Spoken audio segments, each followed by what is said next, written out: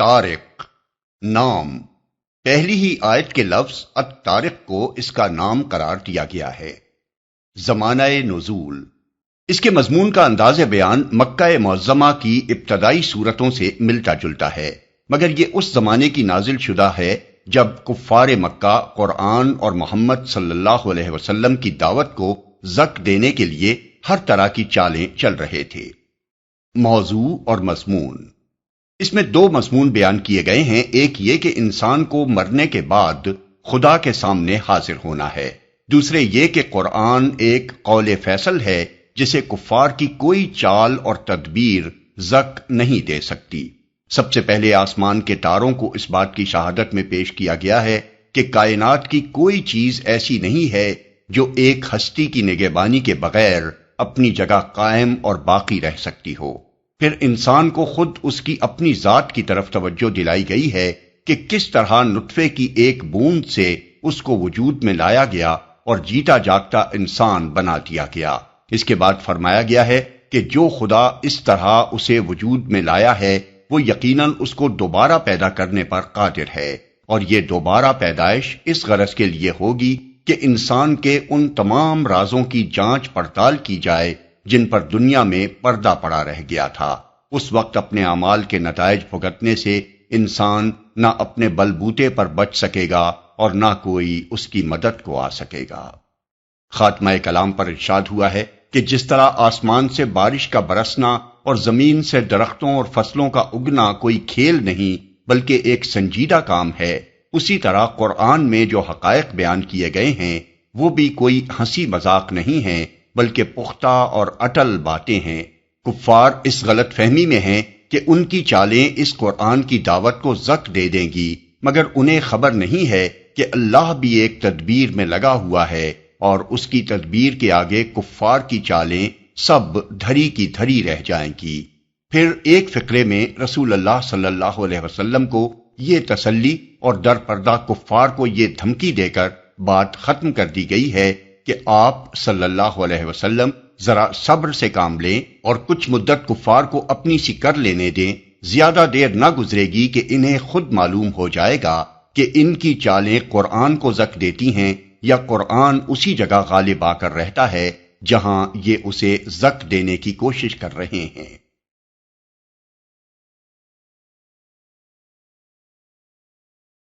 اعوذ باللہ من الشیطان الرجیم، بسم اللہ الرحمن الرحیم، والسماء والطارق وما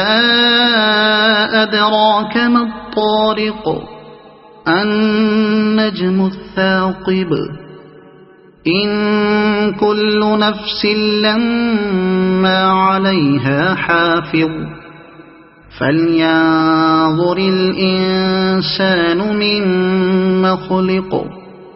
قسم ہے آسمان کی اور رات کو نمودار ہونے والے کی، اور تم کیا جانو کہ وہ رات کو نمودار ہونے والا کیا ہے؟ چمکتا ہوا تارا۔ کوئی جان ایسی نہیں ہے جس کے اوپر کوئی نگہبان نہ ہو۔ پھر ذرا انسان یہی دیکھ لے کہ وہ کس چیز سے پیدا کیا گیا ہے جس کے اوپر کوئی نگہبان نہ ہو۔ نگہبان سے مراد خود اللہ تعالیٰ کی ذات ہے جو زمین و آسمان کی ہر چھوٹی بڑی مخلوق کی دیکھ بھال اور حفاظت کر رہی ہے، جس کے وجود میں لانے سے ہر شے وجود میں آئی ہے، جس کے باقی رکھنے سے ہر شے باقی ہے، جس کے سنبھالنے سے ہر شے اپنی جگہ سنبھلی ہوئی ہے، اور جس نے ہر چیز کو اس کی ضروریات بہم پہنچانے اور اسے ایک مدت مقررہ تک آفات سے بچانے کا ذمہ لے رکھا ہے۔ اس بات پر آسمان کی اور رات کی تاریکی میں نمودار ہونے والے ہر تارے اور سیارے کی قسم کھائی گئی ہے۔ النجم الثاقب کا لفظ اگرچہ لغت کے اعتبار سے واحد ہے، لیکن مراد اس سے ایک ہی تارہ نہیں بلکہ تاروں کی جنس ہے۔ یہ قسم اس معنی میں ہے کہ رات کو آسمان میں یہ بے حد دو حساب تارے اور سیارے جو چمکتے ہوئے نظر آتے ہیں، ان میں سے ہر ایک کا وجود اس امر کی شہادت دے رہا ہے کہ کوئی ہے جس نے اسے بنایا ہے، روشن کیا ہے، فضا میں معلق رکھ چھوڑا ہے، اور اس طرح اس کی حفاظت و نگہبانی کر رہا ہے کہ نہ وہ اپنے مقام سے گرتا ہے نہ بے شمار تاروں کی گردش کے دوران میں وہ کسی سے ٹکراتا ہے اور نہ کوئی دوسرا تارا اس سے ٹکراتا ہے۔ کس چیز سے پیدا کیا گیا ہے؟ عالم بالا کی طرف توجہ دلانے کے بعد اب انسان کو دعوت دی جا رہی ہے کہ وہ خود ذرا اپنی ہستی ہی پر غور کر لے کہ وہ کس طرح پیدا کیا گیا ہے۔ کون ہے جو باپ کے جسم سے خارج ہونے والے اربوں جرثوموں میں سے ایک جرثومے اور ماں کے اندر سے نکلنے والے بکثرت بیضوں میں سے ایک بیضے کا انتخاب کر کے دونوں کو کسی وقت جوڑ دیتا ہے اور اس سے ایک خاص انسان کا استقرار حمل واقع ہو جاتا ہے۔ پھر کون ہے جو استقرار حمل کے بعد سے ماں کے پیٹ میں درجہ بدرجہ اسے نشوونما دے کر اسے اس حد کو پہنچاتا ہے کہ وہ ایک زندہ بچے کی شکل میں پیدا ہوتا۔ پھر کون ہے جو رحم مادری میں اس کے جسم کی ساخت اور اس کی جسمانی و ذہنی صلاحیتوں کا تناسب قائم کرتا ہے۔ پھر کون ہے جو پیدائش سے لے کر موت کے وقت تک اس کی مسلسل نگہبانی کرتا رہتا ہے، اسے بیماریوں سے بچاتا ہے، حادثات سے بچاتا ہے، طرح طرح کی آفات سے بچاتا ہے، اس کے لیے زندگی کے اتنے ذرائع بہم پہنچاتا ہے جن کا شمار نہیں ہو سکتا، اور اس کے لیے ہر قدم پر دنیا میں باقی رہنے کے وہ مواقع فراہم کرتا ہے جن میں سے اکثر کا اسے شعور تک نہیں ہوتا، کجا کہ وہ انہیں خود فراہم کرنے پر قادر ہو۔ کیا یہ سب کچھ ایک خدا کی تدبیر اور نگرانی کے بغیر ہو رہا ہے؟ خلق من ماء دافق يخرج من بين الصلب والترائب، ایک اچھلنے والے پانی سے پیدا کیا گیا ہے جو پیٹھ اور سینے کی ہڈیوں کے درمیان سے نکلتا ہے۔ اصل میں صلب اور ترائب کے الفاظ استعمال ہوئے ہیں۔ صلب ریڑھ کی ہڈی کو کہتے ہیں اور ترائب کے معنی ہیں سینے کی ہڈیاں یعنی پسلیاں۔ چونکہ عورت اور مرد دونوں کے مادہ تولید انسان کے اس دھڑ سے خارج ہوتے ہیں جو صلب اور سینے کے درمیان واقع ہے، اس لیے فرمایا گیا کہ انسان اس پانی سے پیدا کیا گیا ہے جو پیٹھ اور سینے کے درمیان سے نکلتا ہے۔ یہ مادہ اس صورت میں بھی پیدا ہوتا ہے جبکہ ہاتھ اور پاؤں کٹ جائیں، اس لیے یہ کہنا صحیح نہیں ہے کہ یہ انسان کے پورے جسم سے خارج ہوتا ہے۔ در حقیقت جسم کے اعضائے رئیسہ اس کے ماخذ ہیں اور وہ سب آدمی کے دھڑ میں واقع ہیں۔ دماغ کا الگ ذکر اس لیے نہیں کیا گیا کہ صلب دماغ کا وہ حصہ ہے جس کی بدولت ہی جسم کے ساتھ دماغ کا تعلق قائم ہوتا ہے۔ سورہ طارق آیات 6-7 کی تشریح کرتے ہوئے جو کچھ ہم نے حاشیہ نمبر 3 میں لکھا ہے اس پر ایک ڈاکٹر صاحب نے ہمیں لکھا کہ آپ کی تشریح میں نے بغور کافی دفعہ پڑھی ہے لیکن میں سمجھ نہ سکا۔ جہاں تک عملی مشاہدے کا تعلق ہے تو یہ مادہ فوتے ٹیسٹیکلز میں پیدا ہوتا ہے اور باریک باریک نالیوں کے ذریعے بڑی نالیوں میں گزرتا ہوا پیٹ کی دیوار میں کولے کی ہڈی کے عین متوازی ایک نالی انجینیل کینال میں سے گزر کر قریبی کے ایک غدود میں داخل ہو جاتا ہے۔ غدود کا نام پروسٹیٹ ہے اور پھر وہاں سے رطوبت لے کر اس کا اخراج ہوتا ہے۔ سینے کی ہڈی اور ریڑھ کی ہڈی کے درمیان سے اس کے گزرنے کو میں سمجھ نہ سکا، البتہ اس کا کنٹرول ایک ایسے نروس سسٹم سے ہوتا ہے جو کہ سینے کی ہڈی اور ریڑھ کی ہڈی کے درمیان جال کی صورت میں پھیلا ہوا ہے، وہ بھی ایک خاص حد تک۔ اس کا کنٹرول ایک اور غدود جو کہ دماغ میں ہوتا ہے اس کی رطوبت سے ہوتا ہے، لیکن سوال یہاں اخراج کا ہے جو کہ ایک نالی کے ذریعے ہی ہو سکتا ہے۔ میری درخواست ہے کہ آپ مجھے مفصل لکھیں کہ اس کی تفسیر کیا ہے۔ میں نے آپ کو اس لیے تکلیف دی ہے جس کے لیے معذرت خواہ ہوں کہ آپ سائنٹیفک علم پر یقین رکھتے ہیں۔ اس کے جواب میں ہم نے نومبر 71 عیسوی کے رسالے ترجمان القرآن میں لکھا کہ آپ چونکہ ایک ڈاکٹر ہیں اس لیے اس بات کو زیادہ اچھی طرح سمجھ سکتے ہیں کہ اگرچہ جسم کے مختلف حصوں کے افعال یعنی فنکشنز الگ الگ ہیں لیکن کوئی حصہ بھی بجائے خود تنہا کوئی فعل نہیں کرتا بلکہ دوسرے اعضاء کے تعامل یعنی کوآرڈینیشن سے اپنا کام کرنے کے قابل ہوتا ہے۔ مادہ منویہ بننے کی جگہ بلا شبہ ہوتا ہے اور وہاں سے اس کا اخراج بھی ایک خاص راستے سے ہوتا ہے، لیکن معدے، جگر، پھیپھڑے، دل اور دماغ، گردے اگر اپنا کام نہ کر رہے ہوں تو کیا مادہ منویہ کے بننے اور نکلنے کا یہ نظام بطور خود اپنا کام کر سکتا ہے؟ اسی طرح مثال کے طور پر دیکھیے، پیشاب گردے میں بنتا ہے اور ایک نالی کے ذریعے سے مثانے میں پہنچ کر پیشاب کے راستے خارج ہوتا ہے، مگر کس چیز کے نتیجے میں؟ خون بنانے والے اور اس کو سارے جسم میں گردش دے کر گردے تک پہنچانے والے اعضاء اگر اپنا کام نہ کر رہے ہوں تو کیا تنہا گردہ خون سے وہ مادے الگ کر کے مثانے میں بھیج سکتا ہے جن کے مجموعے کا نام پیشاب ہے؟ اسی لیے قرآن مجید میں یہ نہیں فرمایا گیا ہے کہ یہ مادہ ریڑھ کی ہڈی اور سینے کی ہڈیوں میں سے نکلتا ہے، بلکہ یہ فرمایا گیا ہے کہ ان دونوں کے درمیان جسم کا جو حصہ واقع ہے اس سے یہ مادہ خارج ہوتا ہے۔ یہ اس بات کی نفی نہیں ہے کہ مادہ منویہ کے بننے اور اس کے اخراج کا ایک خاص نظام عمل یعنی میکانزم ہے جسے جسم کے کچھ خاص حصے انجام دیتے ہیں، بلکہ اس سے یہ ظاہر ہوتا ہے کہ یہ نظام عمل مستقل بالذات نہیں ہے، یہ اپنا کام اس پورے نظام اعضاء کے مجموعی عمل کی بدولت انجام دیتا ہے جو اللہ تعالیٰ نے صلب اور ترائب کے درمیان رکھ دیا ہے۔ اسی لیے میں نے یہ وضاحت کی ہے کہ پورا جسم اس میں شامل نہیں ہے، کیونکہ اگر ہاتھ اور پاؤں کٹ جائیں تب بھی یہ نظام کام کرتا رہتا ہے۔ البتہ صلب اور ترائب کے درمیان جو اعضائے رئیسہ واقع ہیں ان میں سے کوئی ایک بھی باقی نہ رہے تو یہ نظام اپنا عمل جاری نہیں رکھ سکتا۔ اس سوال اور جواب کو پڑھنے کے بعد دو مختلف مقامات سے دو ڈاکٹروں نے ہمیں جو طبی معلومات ہم پہنچائی ہیں وہ درج ذیل ہیں۔ علم جنین ایمبریولوجی کے روح سے یہ ثابت شدہ حقیقت ہے کہ جنین یعنی فیٹس کے اندر انثیین یعنی ٹیسٹس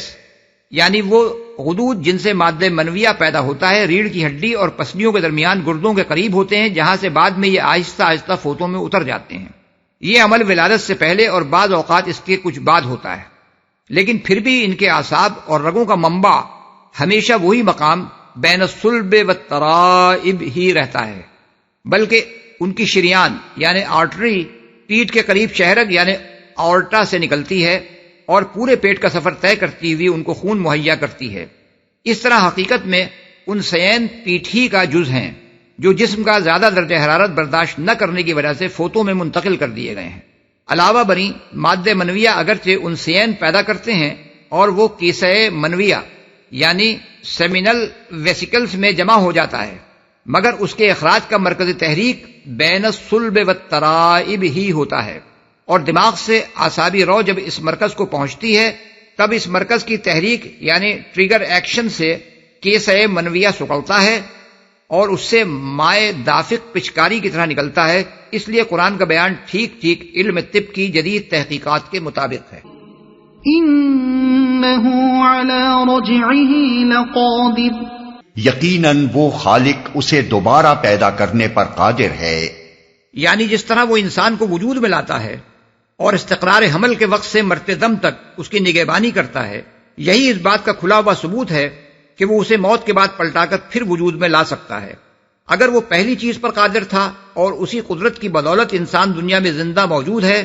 تو آخر کیا معقول دلیل یہ گمان کرنے کے لیے پیش کی جا سکتی ہے کہ دوسری چیز پر وہ قادر نہیں ہے؟ اس قدرت کا انکار کرنے کے لیے آدمی کو سرے سے اس بات ہی کا انکار کرنا ہوگا کہ خدا اسے وجود میں لایا ہے،